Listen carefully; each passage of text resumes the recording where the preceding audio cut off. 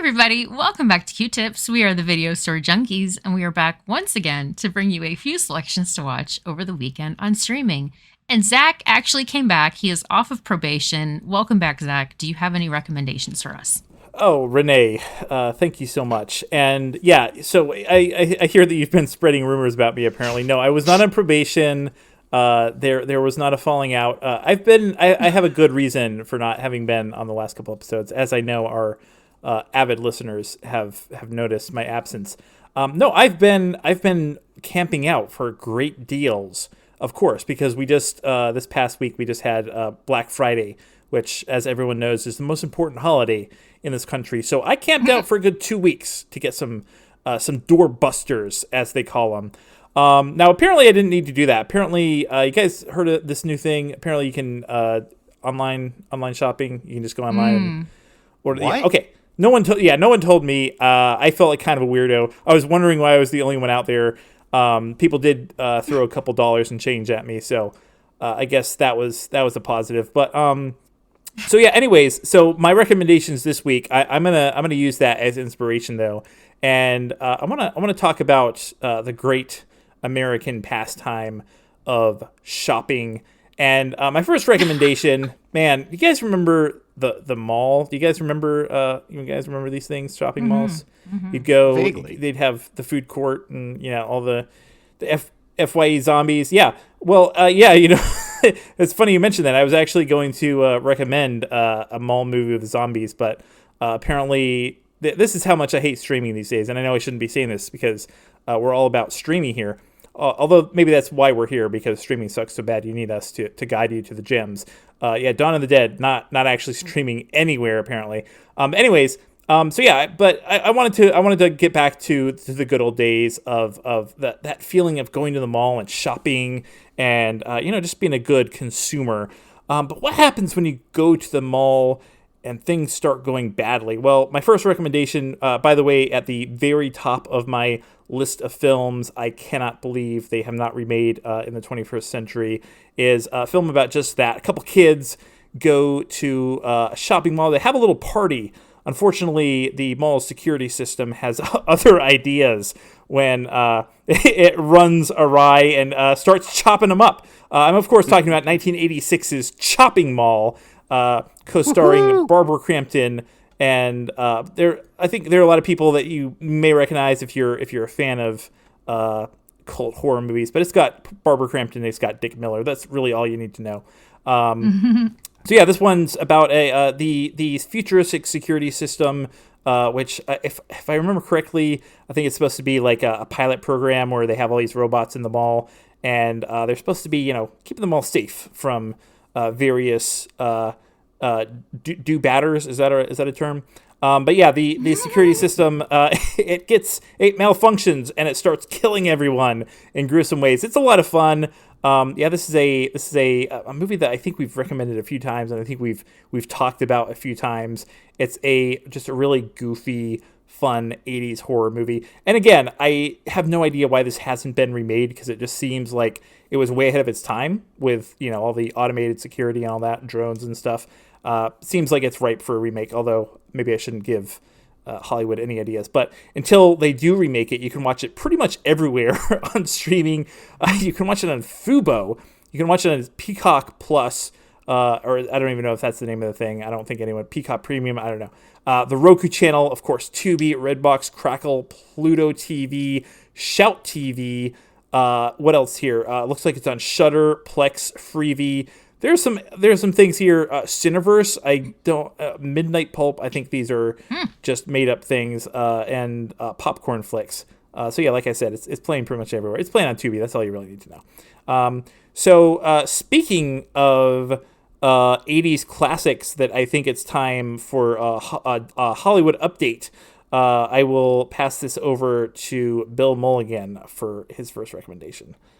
Well, thank you, Zach. I am the original here. Zach, I got a question for you. I think it's one you really need to think about. If footmen tire you, what will horses do? Pretty valid question there. And that is the title of the next movie. And this is a weird one. And to explain it, you have to understand first the story of Ron Ormond. And boy, what a story! This guy, Ron Orman, was like a vaudeville magician. He's old. He was around. He's been in entertainment from the very beginning. Died 19. I can't remember actually now. Mm. Somewhere around in the 70s or so, mid 70s, early 80s. He was in show business for pretty much his whole life. Married his wife. They were married 46 years. She was in the business too. Their kids got into the business. He made a lot of low budget stuff, movies with Lash LaRue, and just Mesa of Lost Women is probably one of his most famous ones. Untamed Mistress, 40 Acre Fuel, Girl Mm. from Tobacco Row, basically movies that sounded like the covers for those sleazy paperback books they used to sell. Yes. Yeah, he produced Roller Derby. I mean, this guy is America. And then after doing stuff that was kind of racy, sort of on the edge and everything, he was in a plane accident and he got religion. And so he started making inspiring religious movies. But you could take the boy out of exploitation. You can't take exploitation out of the boy. His movie still had that quality, and he was not afraid to put in some blood and gore and stuff that was just hard to imagine. These films were mostly shown in churches, where they must have been a Mm. hell of a wake-up call. If Footmen Tire You, What Will Horses Do is essentially it's like a filmed sermon with fictionalized things stuck in there. And the sermon is by a man by the name of Estes W. Perkle. I want everyone to close their eyes and imagine what you think Estes W. Perkle looks like. And then Google it, and you will find that you are exactly right. I can guarantee you nailed it. 100% nailed it. From the crew cut to the glasses, just you really got Estes W. Perkle. And he was a fire and brimstone preacher who was convinced of like a couple things. One, hell is just like it was in the Jack Chick comic strips, with the devil going ha ha ha as he pokes you with a pitchfork, and there's fire and misery, and everyone's dressed up in cheap Halloween costumes. And commies are bad. Listen, I'm with him on at least half of those theories. He believed that the communists were going to take over the United States. So, and that's what his sermon was all about. And the only way we could prevent this calamity is basically if kids would just stop dancing. Mm. I'm not joking. That was it. Dancing is the devil's calisthenics. It just, leads you straight to communist. Yeah, this stuff is so great. So he's doing this thing. He's giving his speech. And then we cut to the cheapest possible takeover, communist takeover of the United States. I mean, you can almost imagine some little old lady in church, and she's sewing the armbands. And yeah, the communists take over, and they put us in camps, and they blare "Christianity is stupid" over and over again. You've probably heard little bits of this movie being played by Negative Land, a band that likes to take little bits and pieces and put them together. And hey, by the way, if you ever have a party and you can't get people to leave, Negative Land would probably be a good choice. But even better would be This is the Law of the Plague by Diamanda Gallis. It is absolutely great. It's like 17 minutes long of this woman quoting Leviticus and warbling. And it kind of reminds me a little bit of the lady from Kioma. And boy, it's great. But it will clear the room. Absolutely clear the room. If your neighbor's been giving you trouble, put the speakers up against the window, put this song on constant repeat, and then get in your car and drive away. Let the speakers stay behind because they're going to burn your house down. Great stuff. Absolutely. Diamanda Gallis. Interesting lady. So anyway, this film has been like a holy grail. I mean, they showed it in churches, then who knows where it went. It just disappeared. I heard about it. I figured I'll never get to see this. And now it is there in all its cheap glory on YouTube. There's apparently a Blu-ray that's been released, and it probably looks as good as it ever was. This was one of those films that they would play on a 16 millimeter projector like we had back in school in the old days. And every time you played it, you destroyed a little bit more of it. This was true art, and it was art that could never be repeated because it was just disintegrating before your eyes. And you see the splices and the emulsion lines and just everything. Sometimes it would get jammed and you'd watch there when everybody froze and then suddenly would burn up, as the film actually bubbles and breaks. And it's like, wow, this Oh is, my gosh. yeah, totally cool. Totally cool. So there you go. If footmen tire you, what will horses do? And I throw this to the lovely Renee. Well, thank you so much. This movie is called The Last Exit. Or Yay. yeah, or you can find it under Little Bone Lodge. So if you if you search for The Last Exit, it might not come up, but Little Bone Lodge, same movie. It's like a psychological thriller. It was directed by Matthias Hone, and these brothers are escaping some problems. And they get into an accident and they're trying to find some refuge, and they find this house kind of in the middle of nowhere, and this family, they take them in. And nobody really knows what anybody's intentions are. And these guys are in a little bit of trouble, so they're really just not trying to cause too many waves. They really just kind of want to get on their way. And the family, of course, has their own things that they need to protect their family and want to make sure that these guys aren't out there to harm them or cause any problems. So it's a very interesting movie. I don't really want to give away too much, but it's very interesting. It's got lots of little twists and turns, and I liked it a lot. I thought it was pretty good. This movie is called The Last Exit, and you can watch it on Tubi. And I'll pass it to Paul. Well, thank you, Renee, and I'll second that. Yeah, I really liked that one. It was kind of a surprise. I thought it was like, wow, that was really good. Well, my first one, somebody recommended to me, and I do not know who. It might have been one of you guys. If so, speak up. Well, I have to tell you the film first. But it was. I was really impressed with it. It is called Soft and Quiet, and it's playing on Netflix. And it is. It's actually a difficult film to watch. It's disturbing in a number of ways. I don't want to say too much about it. Do not watch the trailer. I haven't even watched the trailer, but don't watch the trailer. Pretty much the best description is the one they have just briefly on Netflix. I'll just read it to you because I think it gives you enough without too much. It's playing out in real time. An elementary school teacher organizes a mixer of like-minded women when she encounters a woman from her past, leading to a volatile chain of events.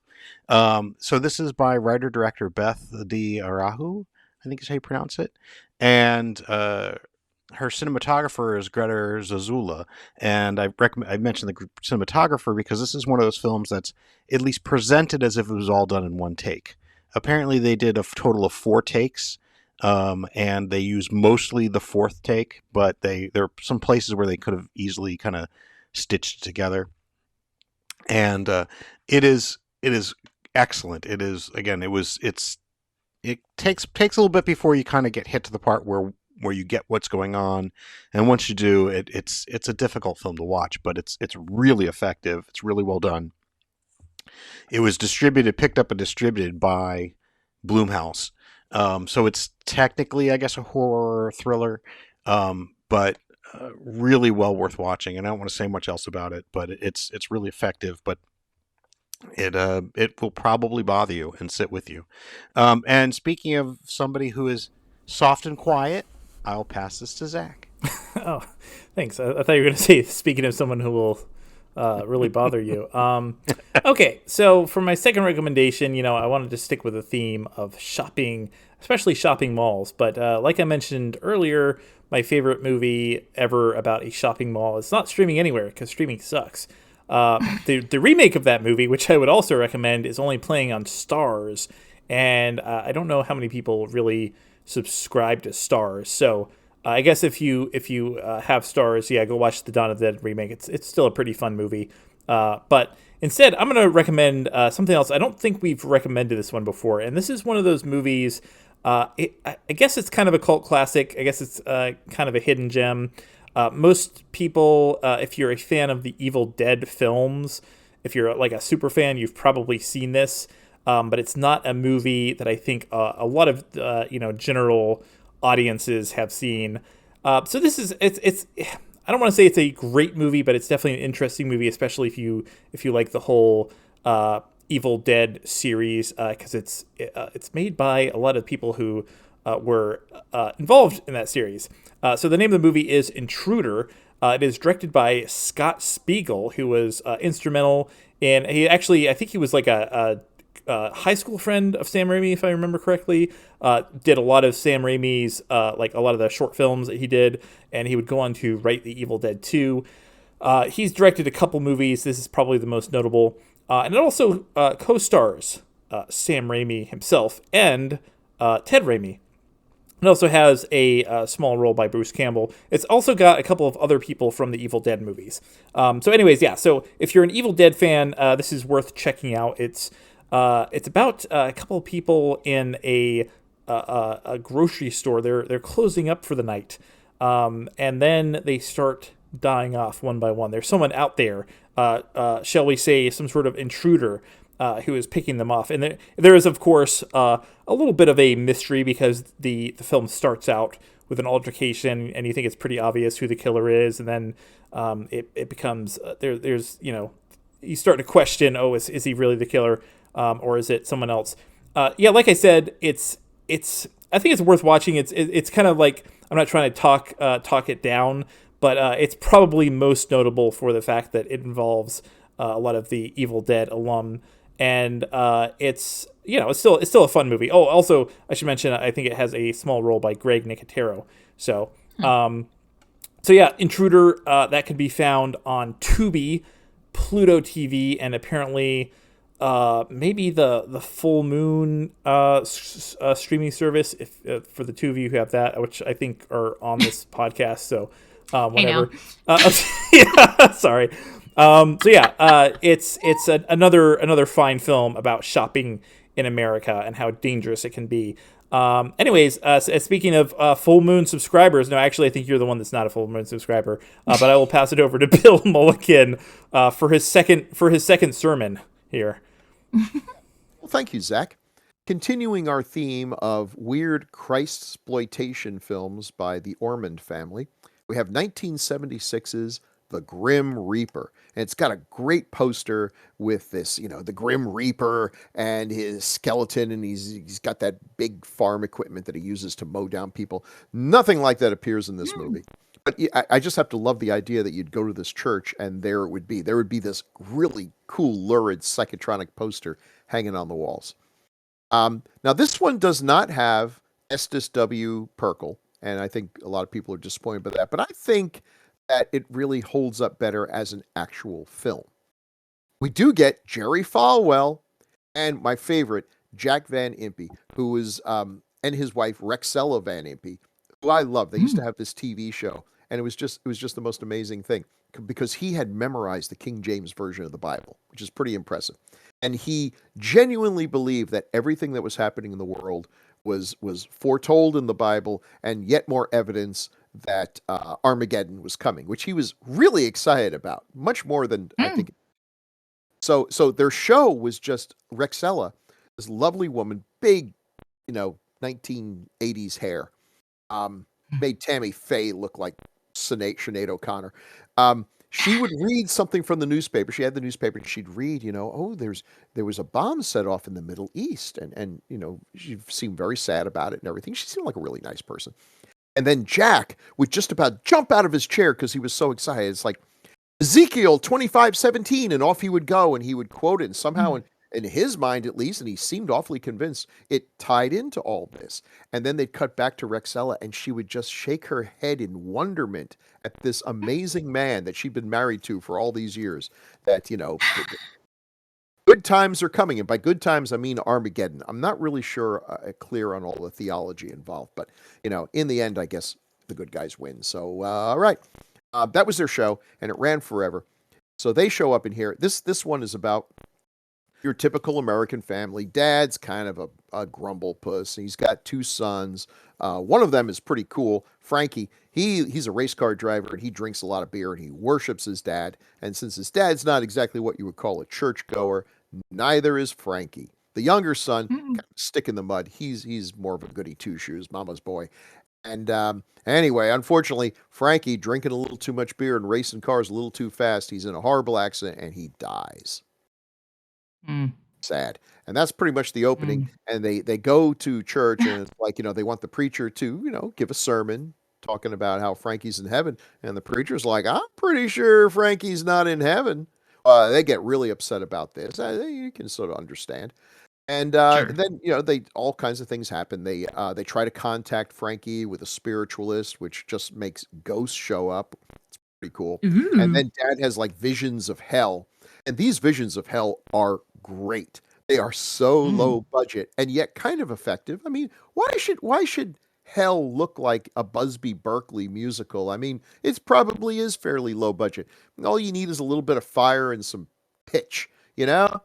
And just let people burn. And they are. They're dressed up in costumes. It honestly looks like they went to the Spirit Halloween store like the week after Halloween, when they are already boxing up all the good stuff and just taking whatever fell on the floor. Just the cheapest stuff they can find. And putting out, there's a guy dressed up as Dracula. I mean, I don't know, maybe Dracula would be in hell. There's a woman who's got like a space alien thing. I guess she's supposed to be a demon. No effort was made to blend in the appliance. I mean, you just could not be any cheaper. And then we have scenes from the Bible as enacted by the Ormans with no budget. I mean, that just does not work. Moses is played by a guy. I'm 100% convinced they had a Santa costume, and they just, yeah, they didn't use the red suit, but the beard, it's Santa. It's 100% Santa.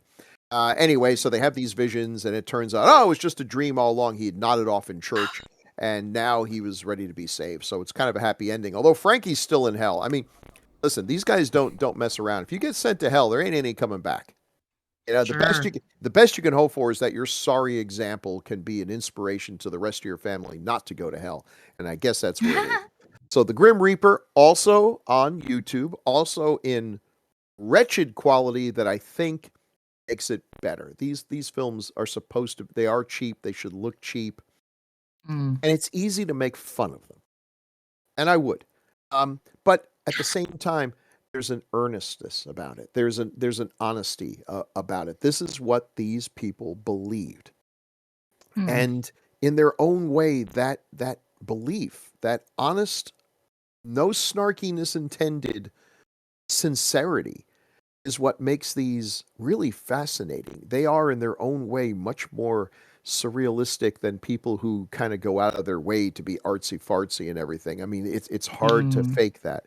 And there's just an interesting childlike primitive quality to it that is very hard to do. If you were trying to do it intentionally, it wouldn't work. It's the reason why we still go to see Rocky Horror and nobody goes to see Shock Treatment. There are some things they can happen, but they can't be made to happen. So there you go. These are, I mean, listen, they're obviously not for everyone, but I find them absolutely fascinating, and I'm glad that they did not just disintegrate to time, as I'm sure so much of those kinds of films did. That this is the sort of stuff that probably played down south in drive-ins and was shown at churches and nowhere else. And who's saving that? Just every year, probably more and more of them just disintegrate into nothingness. But anyway.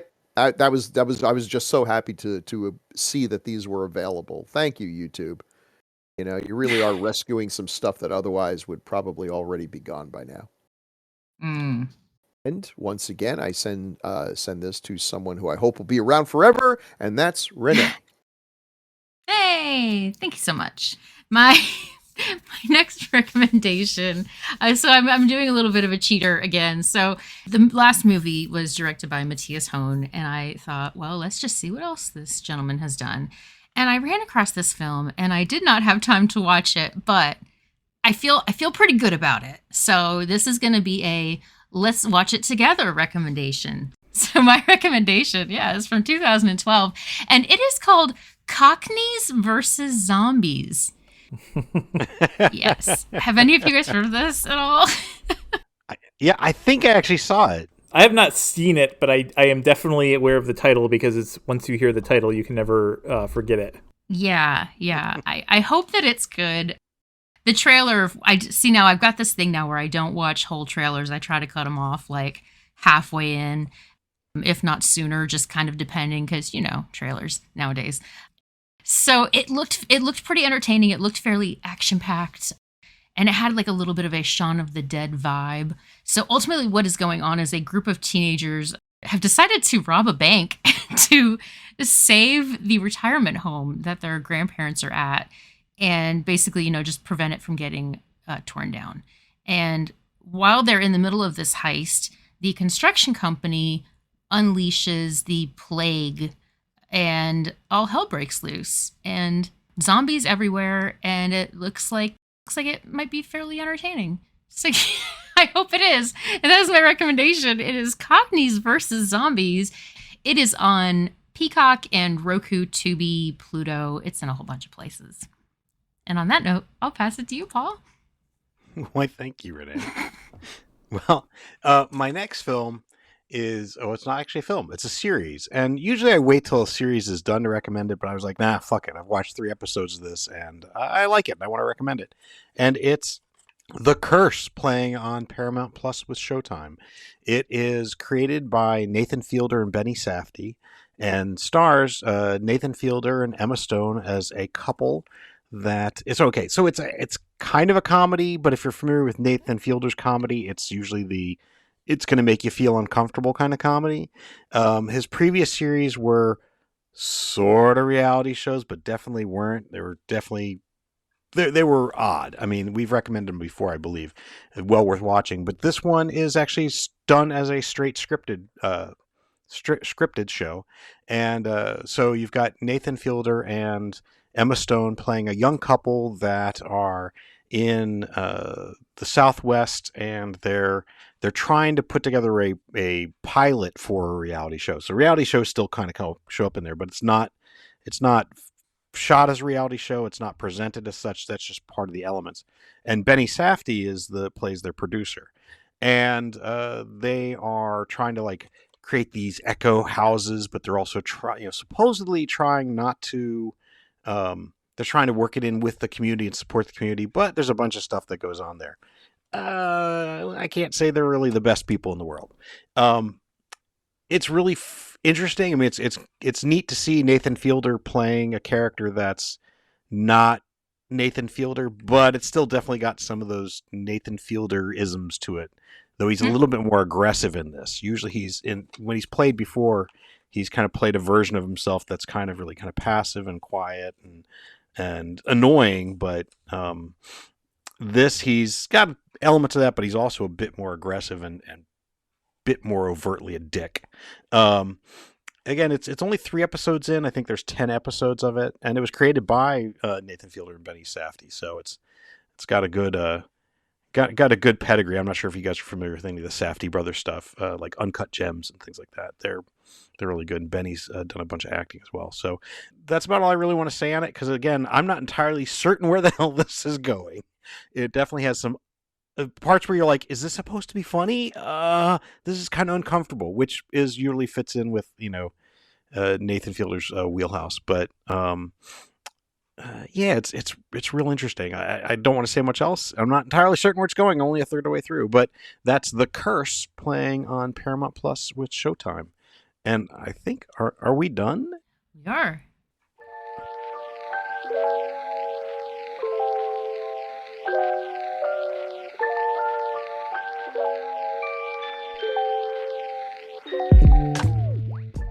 For the weekend of December 1st, Bill recommended If Footmen Tire You, What Will Horses Do? Available on YouTube.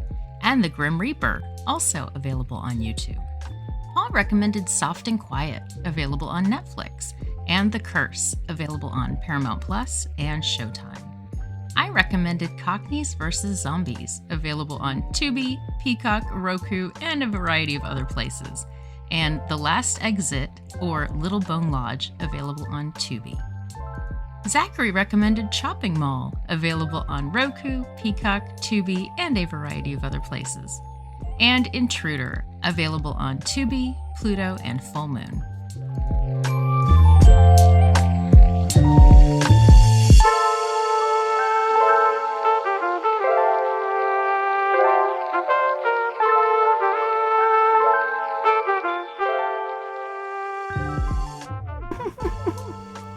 So apparently koalas are like the most horrible creatures on Earth.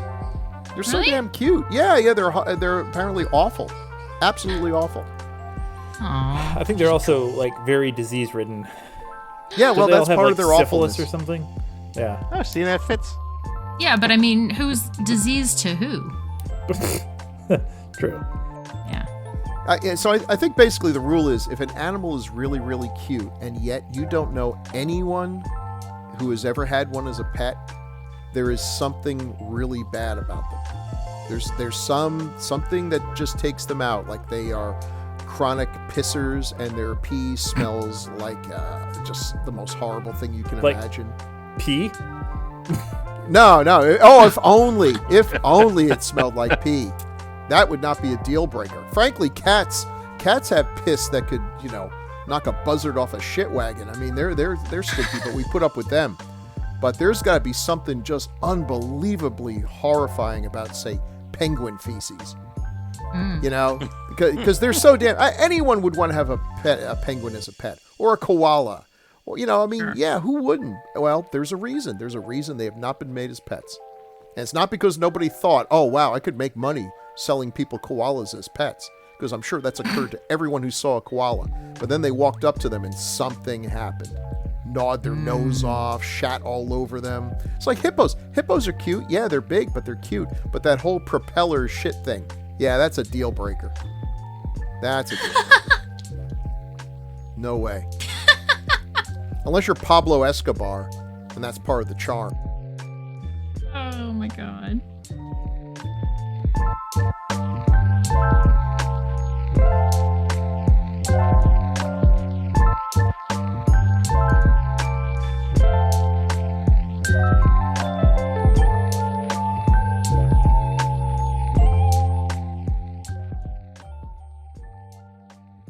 Renee, go to around about the 6-minute mark Okay. of this epic, and that's when you really get some primo scaring the neighbors material.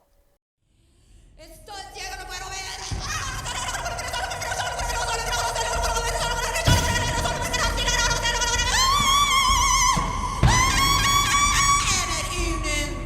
Somebody once told me the world is gonna roll me. I ain't the sharpest tool in the shed. She was looking kind of dumb with her finger and her thumb in the shape of an L on her forehead. Well, the years start coming and they don't stop coming. Fed to the rules and I hit the ground running. Didn't make sense not to live for fun. Your brain gets smart but your head gets dumb. So much to do, so much to see. So what's wrong with taking the back streets? You'll never know if you don't go. You'll never shine if you don't glow. Hey now, you're an all-star. Get your game on, go play. Hey now, you're a rock star. Get the show on, get paid.